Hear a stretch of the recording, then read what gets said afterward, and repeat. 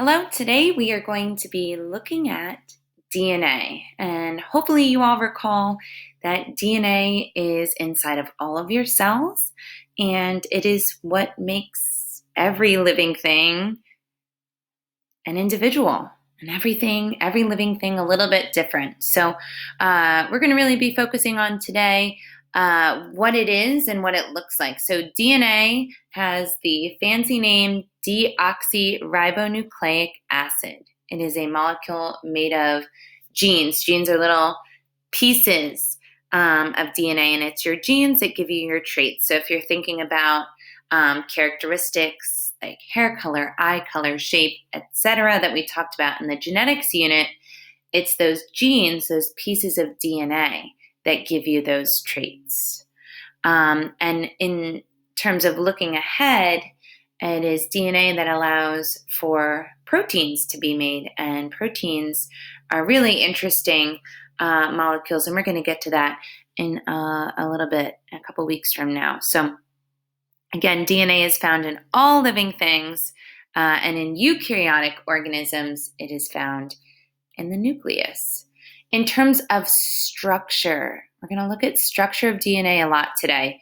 DNA is kind of like a twisty ladder, and it's a pretty big molecule. It's made of these little puzzle pieces that go together in a specific order. And we call those little puzzle pieces nucleotides, and nucleotides are monomers. If you recall way back to September, we learned about polymers and monomers. Polymers being large molecules with many parts, and monomers being those parts that make up the polymers. And in the case of DNA, DNA is made of the monomer called a nucleotide. Each nucleotide has three parts or three pieces: a sugar, a phosphate, and a nitrogen base. So deoxyribose is the name of the sugar.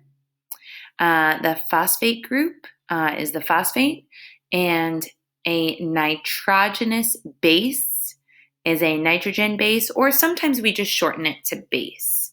And if we zoom in, this is what a nucleotide looks like.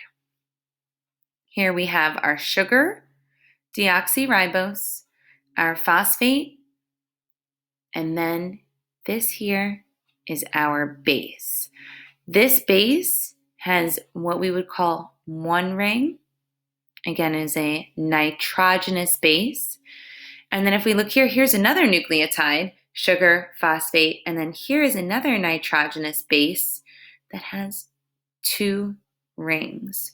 We can take a look at a different version here. Here is our DNA twisted ladder. If we unwind the ladder, we see phosphate, sugar, phosphate, sugar, phosphate, sugar, phosphate, sugar along the outside. Sugar, phosphate, sugar, phosphate, sugar, phosphate, sugar, phosphate. And then in the middle here, we have our bases. And if you're looking closely, you see that those bases have little letters. We're going to talk about what those letters mean in just a moment. And they're held together by hydrogen bonds. Notice these two letters have two hydrogen bonds, whereas these two letters are held together by three hydrogen bonds. These nitrogenous or nitrogen bases have two groups. We have purines and pyrimidines. Purines are A, adenine, and G, guanine. They have two rings. Again, 1, 2, and this is G. And then 1, 2 rings. This is A. Pyrimidines only have one ring. Pyrimidines consist of T for thymine and C for cytosine. So here's our C, cytosine, and T, thymine.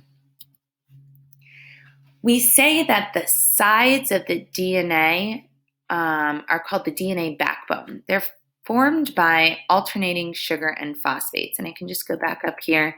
Here's our sugar and phosphates alternating. And these are the sides of the DNA backbone, okay, or the DNA ladder.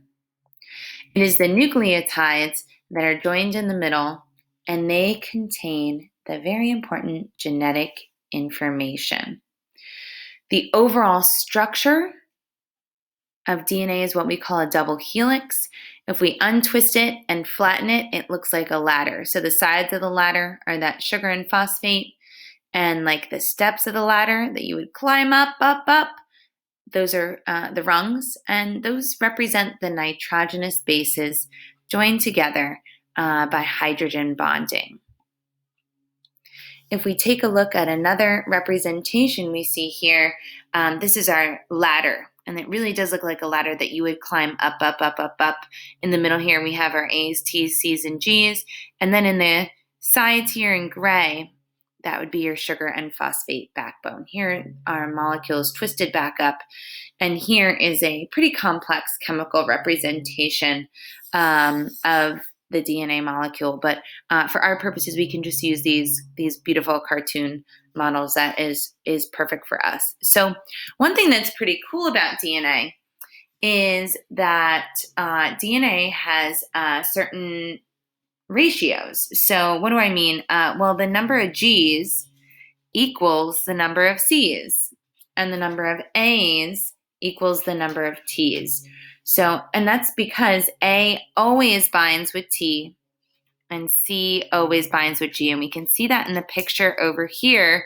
We have A in green, T in purple, and we always see those two bound together.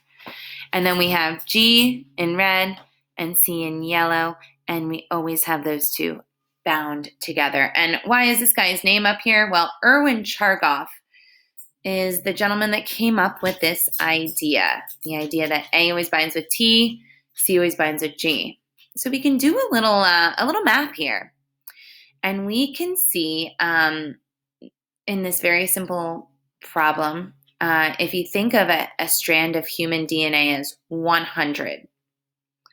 So I'm just going to go over to my pen here, and 100%, if you will. 23% of the DNA molecule is made of A. So what is the percent T? Well, if A binds with T, that means T is going to be 23% as well. Now, if we take 100 and we subtract the 23% of A, we get 77. And then if we subtract the 23% of T, we get 54. And please excuse my handwriting. So this 54% has to be divided between G and C. It's what is left over. So if we take 54% and we divide it by 2, we get 27 for G and 27 for C. And that's just a basic math problem illustrating the concepts that Erwin Chargaff established. And we call these rules, this idea that A always binds with T and C always binds with G. We call that concept base pairing. Okay. In looking at the overall structure of DNA and how it was discovered, last week you watched a video about Rosalind Franklin and her photo 51 that was taken via a technology called X-ray crystallography. And this is her picture, her famous picture.